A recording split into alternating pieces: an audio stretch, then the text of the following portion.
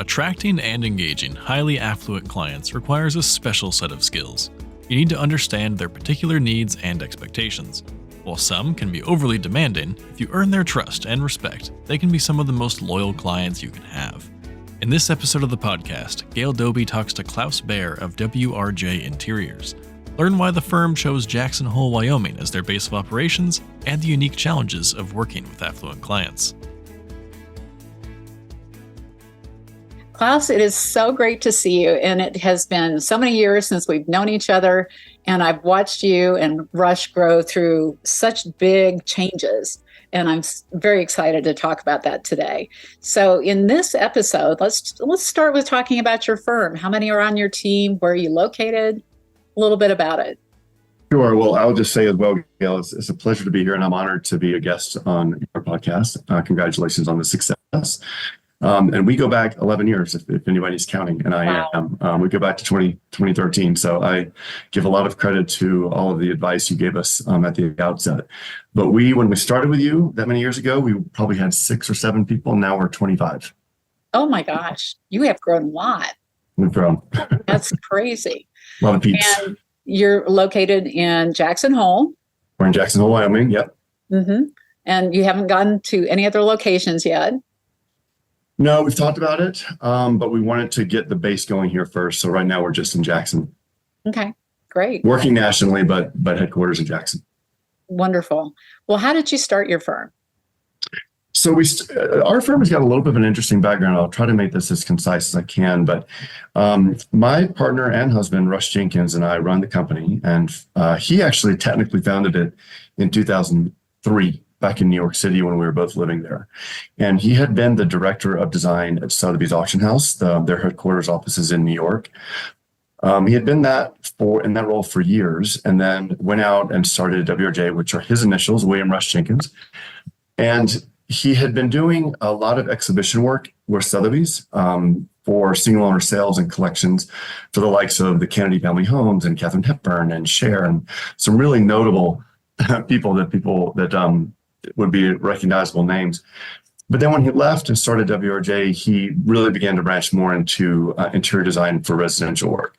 And even though before all that, he had gotten his background in landscape architecture at Cal Poly in California, and then got a graduate degree at Sotheby's London, it was really when he launched in 2003 and started doing this interior work for residential that I think his passion really started to come out. We met in 2000, and I was starting to help him with some of his projects just whenever I had time.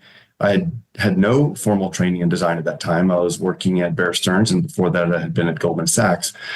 I was not a banker, but I was in the support side of the bank. So I was more involved with the operations and dealt with marketing teams and HR and all of the things that help any company run. So as we began to work more and more together in those early 2000s, I ultimately decided that I wanted to work with Rush. And he's like, well, you're not going to work with me unless you have formal training in design. So I went to Parsons at night while I was working at Bear Stearns and got my graduate degree. And then when they went down in 2008, when the big recession hit, we joined forces full-time formally. So it was at that time that I really... Our roles, I guess, became much more defined. So I really, even though I had a design degree, really got into the operation of the company and really tried to make sure that we had processes in place, which is one of the things you hammered into our heads, when we met. But I always felt like, to have the architecture of the company well structured would help the literal metaphor of, doing architectural design and interior design be more fluid and be more seamless and more hopefully free from errors, the better. So that was why I think we worked from the beginning really well together. He had his role in design and I had my role in the operations. How did you end up in Jackson Hole? My background, we ended up in Jackson Hole for a variety of reasons. My background was a little bit more Austrian and European influence, as well as the North Georgia mountains. My father is from Austria, and so I spent a lot of time growing up there. So I love the mountains. Rush grew up on a farm outside of Idaho Falls, which is about 2 hours west of Jackson. So he used to come over to Jackson as a young boy and just loved it. It's such a great, for anyone who's been here, it's such a beautiful valley. It's such a great, charming town. So that left an indelible mark on his memory from all those years ago. So we were finishing a really notable project for the Ronald Reagan Presidential Library in California in about 2008 or 9. And we were kind of at this pivot point. I'd been in New York at that point by almost about 13 years. Rush had been there for 10 almost. And we both were in our mid-40s. We were not spring chickens. And we were trying to figure out where we wanted to live and develop this company that we were starting to build for the next, 20 years, 15, 20 years. And we loved in New York we loved a lot of things about New York, but we didn't want to live there for the next 20 years. We wanted to live in a place like where we are to be able to enjoy our life and also hopefully have a successful business. And the other answer to your question about why Jackson Hole is back in 2009 or so when we were thinking about it, we recognized that there seemed to be a little bit of I don't want to sound like a snobby here, but it seemed like there was a little bit of a deficit of a more international influence of design. It had up to that point been very, I would say, traditional in the sense of, that Western aesthetic. And we felt like we could bring a different approach to living in the mountains, living beautifully in the West, but with an elevated sensibility of aesthetic. So we thought that there was an opportunity there. And with that, we just decided to kind of literally jump feet first. We did not have one single client. We didn't know a soul. And we just had a lot of faith and a lot of hard work. So we started and hired our first employee in 2011 and a second one later that year. And then just slowly started to grow. And we met you in 2013. So we had been in business for a couple of years out here, but then you really helped us begin to move things forward. So that was how we landed out here. Wow, that is such a cool story. So you have ended up doing very, very ultra affluent work. And I know that's not typical for most firms, but you've ended up there partly because the people that are attracted to Jackson Hole tend to be very wealthy people that are looking for that incredible mountain lifestyle. So was that your intent to begin working with ultra affluent, or did that just happen because of where you are? I think our first intent was just to put food on the table. That's a good one. To be honest. I think I remember, because this is now, 13 years ago, I definitely remember evaluating the clientele that we thought would be here. We looked at a few of the other big towns, Sun Valley and Aspen and some of the other mountain towns that we really liked. And we felt like Jackson just had this rising caliber of people. And I love Aspen. We're actually doing projects there, but we have seen over the years, there's a difference between here and there. And these are probably the two, I would say, most expensive real estate markets. Aspen seems to be a little bit more like visible. People like to have kind of that visibility. Whereas Jackson, people like it to be a little bit more under the radar. It's shifting. I think since COVID, things are shifting. But the clientele are they're definitely affluent. There's a lot of affluence here. And at the same time, really kind people. We've been very lucky over the years to work with some incredibly kind and wonderful people. So did we seek out the ultra affluent? I wouldn't say that. I think what we sought out first is what I said earlier, which was people or clientele who had an appreciation for high quality materials, fine craftsmanship, a really high attention to detail. Mm-hmm. And we have found that to be certainly the case here. And I think that goes kind of hand in hand with someone who's typically successful and fluent. They're usually successful for a reason. Part of that is they pay attention to details and quality and craftsmanship. I think those are interwoven. Okay. What are some of the challenges with breaking into this level of work? Well, it's interesting when I looked back at thinking about this a little bit, and one of the advantages I think that Rush brought to his company, our company, that he started first, but our company now together, is when he was working at Sotheby's, he had a lot of training and experience working with, I mean, the top of the top type of luminaries, such as Nancy Reagan. He worked personally with her on an exhibition that we did for her at the Reagan Library. He worked with Baroness Rothschild out of France. He worked with Lily Safra of Safra Bank. I mean, these are, you can't really get much higher than some of these folks. And he really had to develop a polish for just how to interrelate to these folks and how to deliver the design and articulate the design. So it was a really interesting training ground, in my opinion, not to certainly minimize that word. So when we started to work with and find ourselves working with a lot of these clients that were on that level of certainly of affluence, you know, they have expectations of deliverables. They have expectations of exactitude of craftsmanship. They have expectations of, you know, get this project done, be on target, and keep it on track. So all of those things for someone who is younger, I would say, and not as experienced, maybe that's in their 20s or certainly they're learning in their 30s. But I think that there's a lot to be said, especially in this industry and especially working with, you know, high level clientele. There's a lot that comes with just plain old experience and time in the saddle, right? Yeah, I think just speaking from my own experience with watching my partner Rush work with clients at a very high level, one of the things that, or a couple of the things and factors that I think help him to be successful is helping clients make decisions, like when we need to move something forward. At the same time, he has a wicked sense of humor. So he can bring a levity to things when perhaps, you know, the spouses aren't agreeing on something. You almost have to become a psychologist for a minute. So he's able to lighten the mood, try to help each other see each other's points of view and move things forward. And that comes with just years of being in the saddle, in my opinion, and gaining that experience just doing it. I just chuckle when you say in the saddle because you are in the West. I remember, I just have to say this, it's a little bit off the track here, but I remember being up on one of the hills close by, and I looked up and there was a street sign that said, "Whoa." Yeah.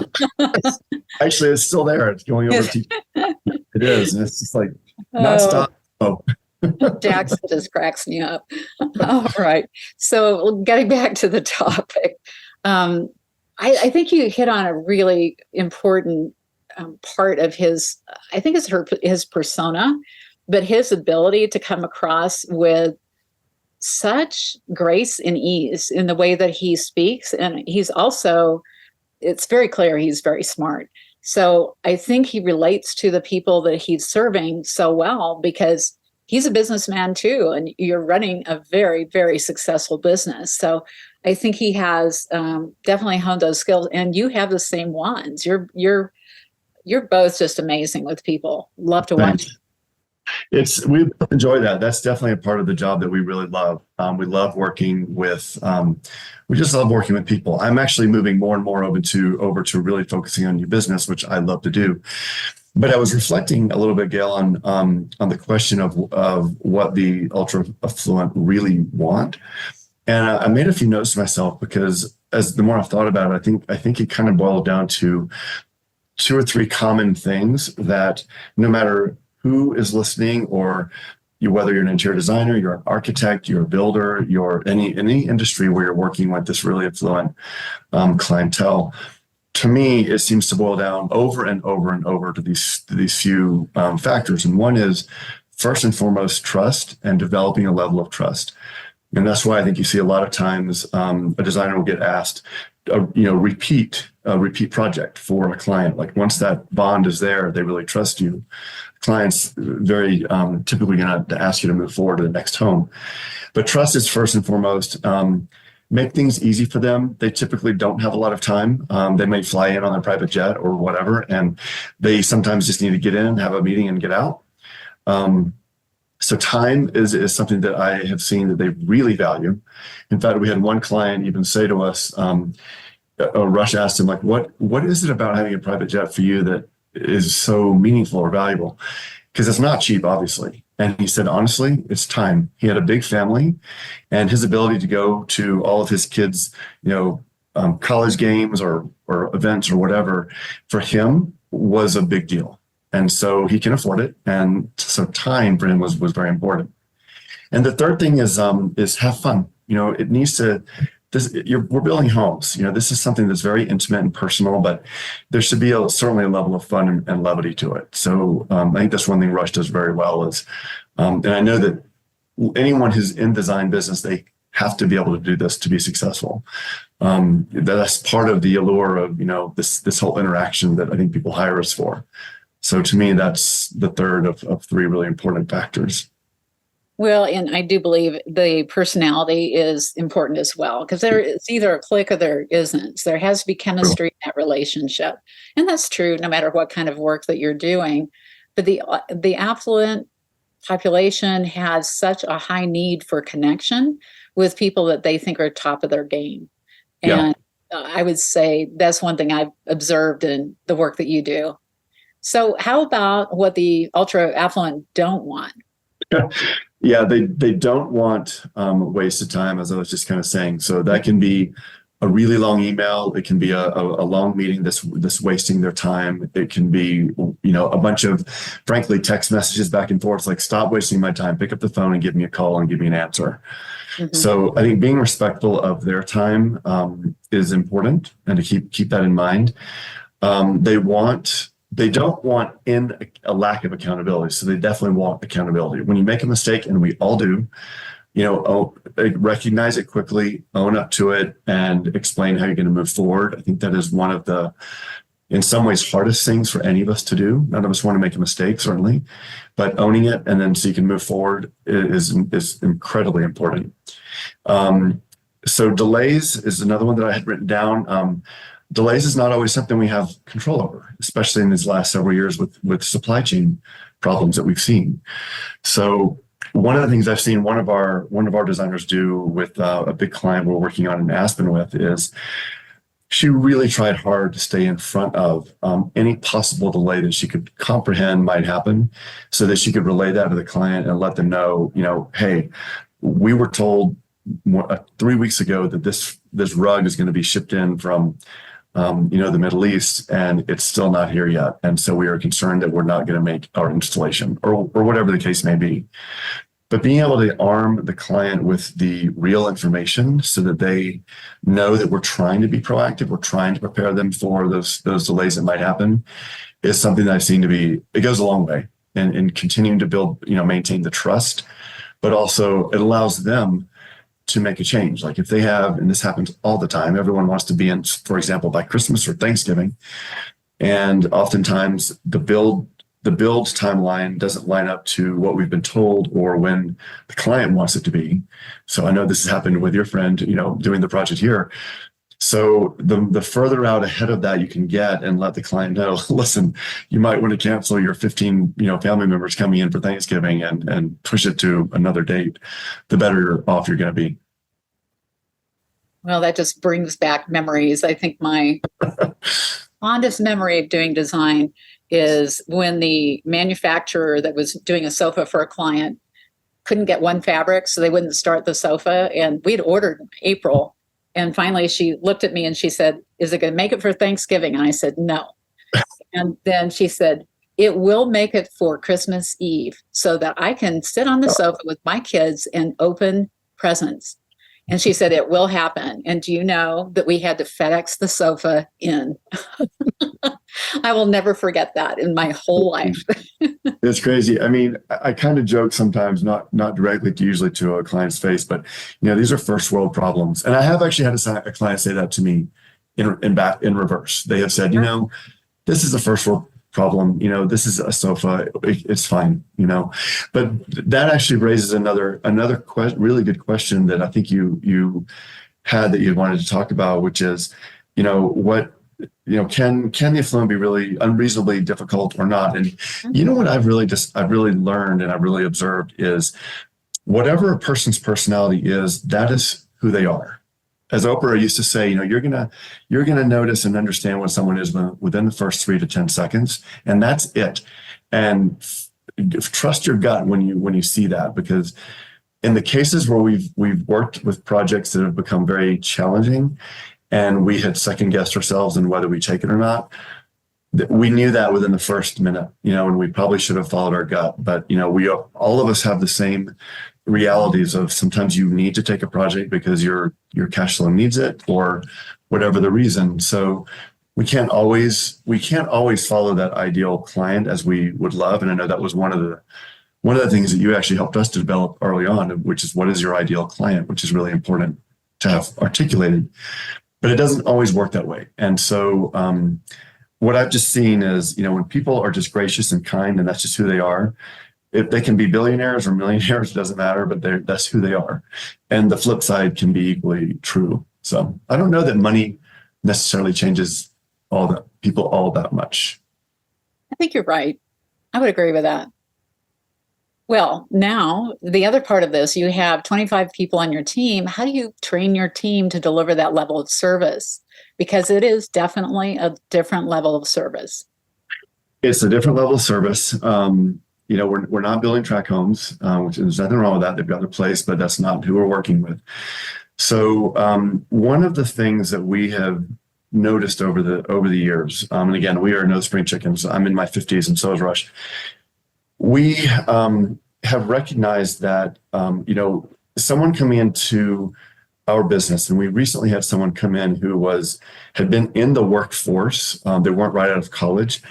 There's a different element of empathy is the wrong word, but there's a different level of thinking and how you relate to people as you get older and have had more experience just dealing with people and dealing with life and learning on your own, like, what is a better way for me to communicate with this person? Or if you've been lucky enough to have a really good mentor, they've noticed that a soft skill that you might need development in or help developing. And I mean, that's probably the best case for any of us as we go through work and the workforce. We are actually making a little bit of a shift in our company. We've got someone now here who really has expertise in helping develop people and develop their careers and helping them develop their soft skills, and in a really positive way. So we're excited about that, and I'm excited for the whole company as a whole, because I think having 25 people now, we're at the point where we really need someone who can focus on the people component and successfully do that. So one of the things, I can give you an example, that one thing that we have seen that we've tried really hard to encourage, and again, this I'm probably not supposed to say this, but the younger generation, they are not as quick to pick up a phone and hop on a phone call. They will text, they'll email, whatever, direct message, but they just aren't in the habit of picking up a phone to make a phone call. Whereas, Rush might come by and ask them how they're doing, and they'll explain the problem. And they'll say, well, did you pick up the phone and did you call them, the vendor, whoever, or the client actually? And they'll say, well, no, I've left messages and I've sent messages. And they'll call them together, and usually they can resolve the issue within like a minute or two. So that's just one example of areas where we try to explain why maybe handling something a little bit differently, maybe it's old school, if you want to call it that, might be more effective. But everyone's different too, and we recognize that. And not every client, not every vendor likes to respond the same way. So I think it's understanding communication. One of the key questions we ask in our onboarding meeting with a client is, how do they like to be communicated with? Do they prefer a text? Do they want just emails? Do they want a phone call? And that's a really important question to establish right up front. And it's an easy question to ask. So great. Now let's talk about marketing, because marketing is different. And I know you've invested a lot of money over the years in marketing. And of course, one of those things that always comes to mind is the coffee table book that you sent me, which is beautiful. And I would assume that has been a really good tool for you in the level of things that you're doing now. What other marketing strategies besides that? Well, yeah, you're exactly right, Gail, and thank you. The book has been a great calling card for us. It's I'm excited to say it's in its sixth printing right now, and It's done really well. We're really knocking on wood, it keeps going. But Natural Elegance we're thrilled with it, and we're in production for a second book. But that notwithstanding, some of the other things that are the other elements or the other pathways of marketing that that we still find very helpful are varied. One of them is social media. I'm sure everyone would answer the same way. I mean, that's still a really great way to be out there. I just was talking to one of the designers the other day, and they said, "Yep, love Pinterest." That's actually kind of making a comeback, apparently. So those two, Instagram and Pinterest, are big ones. I work really hard to outreach to local and regional architects, brokers, builders. Aside from existing clients being referral sources, those three areas are really important to develop, and that's something anybody can do. Every town typically has any of those three categories of folks to build relationships with. And the other is local and regional magazines. When we moved from New York, one of the thoughts that we tried to clarify for ourselves was, do we want to be a little fish in a big pond or a big fish in a little pond? And I mean, not that Jackson's a little pond, but it's not New York. And, we have at least 20 plus interior designers now in Jackson, I believe, at last count. It's a lot for a town of 15,000 people. But there's a difference in the way that you can, have visibility and become a little bit more known rather than in the bigger cities where you're constantly up against, however many, dozens of other designers it might be. So for us, it's important to develop relationships with local magazines, regional magazines, get to know the editors, get to know and support them. They rely on sponsorship through advertisement. So it's not that you're buying, a way into their magazine, but you're certainly getting on their radar. Mm-hmm. So that there's nothing wrong with that. And they expect it, they expect those relationships. Mm-hmm. So those areas I think are social media and, local professionals, regional professionals, and then the magazines, to me, are probably the three other areas outside the book that we've focused on. Okay, great. As far as budget, we should talk about this because some people might think, oh, you're dealing with the billionaires and the centimillionaires and these really high level people, but I don't think it's true that they don't care about budget. How do you talk about money with your clients? Well, this is something that you taught us up front. You got to talk about and become comfortable with talking about money at the beginning. I don't care who you are. I don't care if you travel by G5 or Volkswagen. Everybody has got a budget. They really do. And frankly, one of the reasons that, billionaires are as wealthy as they are is because they watch every penny. Mm-hmm. So they are not interested in wasting time, which is money. They're not interested in necessarily paying, saying, sky's the limit, because we've had that happen and it actually is not the case. Never. What seems to resonate is when you're talking about the interiors, I'll always say, we don't have to have the top of the line unless you want it in every room of the house. We like to blend things, and I think every designer probably does this. Your key areas, the public spaces like the dining room, living room, master, probably the media room, those areas really are where people are going to be the most. And you want those to be not only beautiful, but also very good quality. So they'll withstand, a lot of use. The guest rooms or the kind of the secondary or tertiary rooms typically can take it down a few notches in terms of their budget. But it's always a blend. And there's very few cases where a guest room, in our experience, is at the same level as a master. So talking about the budget up front, I think most design firms these days will do a preliminary budget at the beginning. That's important. Even if it's based on, imagery that you're looking at together, pretty much anyone in the industry can look at probably an ad or an editorial in a magazine and be able to identify, oh, that's this vendor and that's that vendor. And I can tell you the difference in prices right off the bat and why. So having that industry knowledge is why they're hiring us. At the same time, explaining that up front is equally important. So yes, you're right. There are budgets, they do exist. I've heard of very few projects where they're unlimited. Right, absolutely. Well, of course, at this level too, you're going to have challenges with this level of work and with running a firm at this level. So talk to me about some of the bigger challenges you've had to overcome over the last years that you've been in business. Well, I don't think I'll be, unique in saying what I'm about to say, and I'm sure most everyone listening is kind of rolling their eyes and said, "Oh yeah, we've been there." So meeting clients' expectations, especially in the last several years with timelines, has been one of the biggest challenges. Being in Jackson, we are, from what I understand, talking with design firm owners in other parts of the country, we are all challenged, but we are especially challenged. We have projects that run a year, even a year and a half, timeline wise over the original budget of time. So that's been a big one, and trying to help people set people's expectations.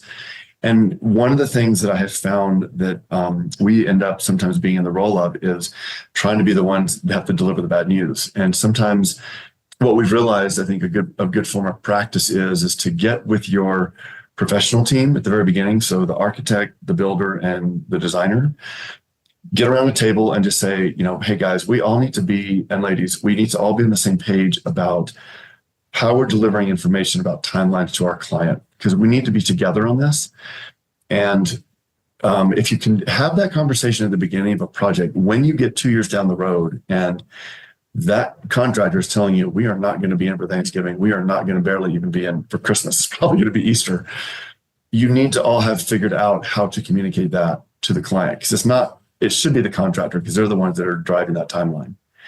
But we've been in cases where we've been the bad guys. We've been the ones having to make that announcement because we can't get everyone else in the professional team to talk about it, and that can cause some heartache and some bad feelings.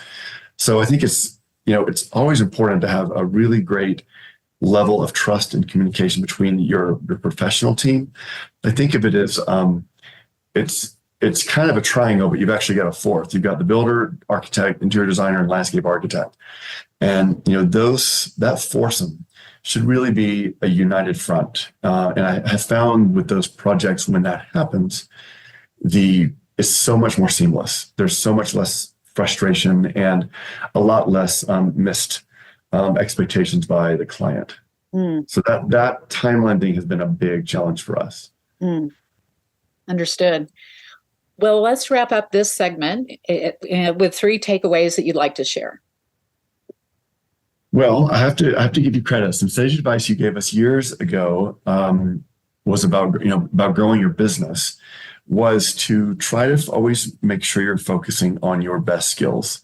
So if my best skill is design, and I hate trying to go out and get new business, or it's just not my thing, you might have to do it at first, but as soon as you can, get someone on board who can help you with that and really fill that other seat.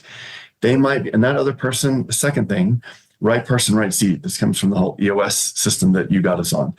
So you might have someone in your company that is absolutely the right person for the company. They've got the best alignment to your core values, but they're just sitting in the wrong seat. So identify, instead of getting really angry and frustrated, trying to figure out what is their best seat and their best use of their skill sets, and moving them into that when it's possible. That is so much more powerful than trying to rehire and do it all from scratch. So right person, right seat is a big one. A third one, I would say, just stay true to your vision. It's funny when I look out at all the designers now in magazines, and there's just so many of us now. So each keeping true to your voice and to your point of view for your design aesthetic, I think, is really important, and not trying to just be a copycat. And I'm not saying that anyone would do that necessarily, but I think staying true to your heart and soul of what you love to do is so important, and then stick to it. Stay laser focused. Love that. Well, thank you for this, and I look forward to our next episode, and we're going to talk about technology. So can't wait. For all of the listeners, be sure and check that one out with Klaus. He is known for his knowledge of technology. So check out that next episode. Thank you, Klaus. Thanks so much for having me. It was great today. Thanks. So, is your firm ready to handle affluent clients? If not, hopefully Klaus's advice will help prepare you. Stay tuned for the final episode of Season 8 of the Creative Genius Podcast next week, where returning guest Marty Fonke comes onto the podcast to discuss selling and valuing your business.